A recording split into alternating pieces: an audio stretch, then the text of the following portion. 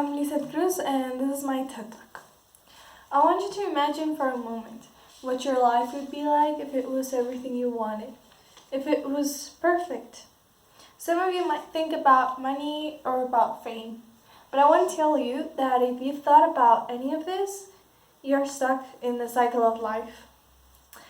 Studies actually show that when a happy person becomes wealthy, that feeling increases.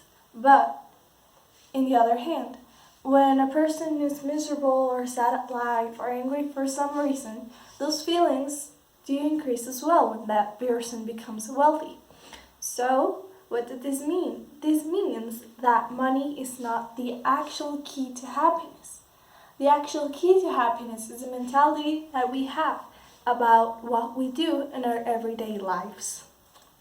I recently saw this post on Instagram, and it said it was a picture about a few people in a bus, and they were heading towards work.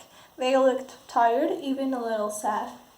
And the caption said, "I hate believing that my life is going to be like this." And at that moment, it's like a chip change in my mind, and I said, well, I don't want to think like this. And I did. I used to believe that my life was just working until I retired, until I die. And let me tell you, this is the cycle of life. The cycle of life is having this mentality that that's it, that the whole society has changed people into working machines. And I don't like to think like that. And I want to change the people that think like that here. So, let's start. I started investigating. I found out that Finland is actually the country with the best happiness rate. I said, well, why does this happen? I want to know. So I started investigating a little bit more, and I found out about a few researchers that thought the same way I did. One, after doing a lot of studies, found out that the people in Finland do not aspire to be rich, but they aspire to live a normal, comfortable life. And another reporter actually went to the people and told us the answers. An elderly woman said that her happiness really was contributed because of her pleasures of her everyday life and of her family that had always been with her. Another person said that it was because she valued peace and that she was always looking to be at peace with herself. And the last one is the one I actually like the most. I would say that we should have a work and life balance. And I think this is really important because some people might really think, oh well, if life is more than working, well, I should not work at all. But the right thing is to have balance, so you're not stuck in this mentality of this way of living. So I really just wanted to make a list of what are the exact things that we have to do to achieve happiness. So this is it. The first thing you have to do is take a step back and think about everything in your life, the good and the bad. We have a lot of good, even if we don't see it every day, because we do get stuck in the cycle of life in two ways. We do this thing that we have too much hope, but we hope for the wrong things, for things that maybe are not so good, but we are idolizing them. And then we have the other way in which we do this, in which we get in this cycle, and that's when we stop hoping. When we stop hoping, then we're just waiting for the week to end because we don't like our everyday lives. But if we just stop for a minute, you take a step back, breathe in, breathe out, see all the good that's in your life so you can value it. Value your human relationships, because these are the things and the people that are actually going to save you in your worst times.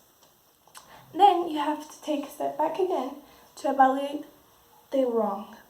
And this is something that really happens to everyone, that you mislead the fact that you have something for so long that you say, well, that's going to be there all the time. But if it's not right for you and it's actually hurting you a little bit, we should change that. If it's not right for you, change it. And the last thing I would say is really important is to have your own hobbies. Listening to this woman, this elderly woman I was telling you about her having her pleasures, actually led me to the realization that a person needs to have hobbies. A person needs to have that time for themselves to actually realize that everything is right in their life or what they need to change. They need to have some time alone to only relax and think. Or maybe not think, it's really their call because they can decide what to do with that moment alone. And using hobbies as an escape of your real life, of your work life, can actually lead for you to have that work and life balance I was telling you about. But what will change if you do this? What concretely will improve in your life? Well, the thing is that you will actually live more because more positive people, according to scientists, actually live more. Another thing is that you will actually see problems as a thing you have to get through it, but it won't be the end of the world. Problems will seem easier and a little bit simpler because you have your support system, your family, and the things that are good with your life. And the last thing that will change if you change your mentality, like I'm saying, is that you will no longer look at missed opportunities in your life. Why is this? This is because you will already have taken a moment every time you want to take an opportunity and you will say, is this really good for me? If it is, go ahead. But if it's not, you will think about that when you think about these opportunities. And it will no longer seem as a missed opportunity. And this is the way you can change your mentality to break the cycle of life. Thank you.